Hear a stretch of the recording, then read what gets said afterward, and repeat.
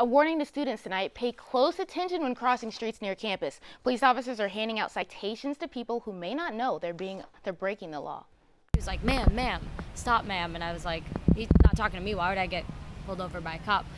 And then I realized he was talking to me, and I came over and I was like, yeah, what's up? And he was like, oh, you weren't gonna stop for me, were you? And like accused me of like ignoring a cop. I was like, no, I'm just not used to being pulled over. Olivia Cohen received a warning from an LAPD officer on Jefferson and Figueroa a couple weeks ago.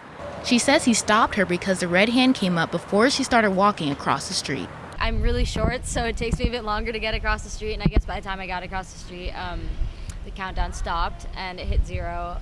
And the stop sign came up, and then the cop pulled me over. Sprinting across the street before the end of the countdown may be something to think twice about. Recently, more and more traffic officers are handing USC students pricey tickets for crossing the street too late. And many students do not think this law is fair.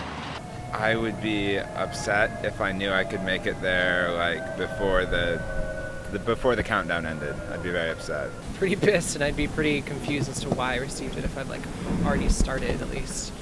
You know, students are in a rush to class. They have to understand they have to get to class, and that getting to class early or rushing to class is not worth your safety, and quite frankly, it's not worth your life. Reports show there have been 29 serious injuries or deaths of pedestrians in the Southwest Division this past year. Police say they aren't trying to be unfair, but instead are simply sending more officers to problem areas.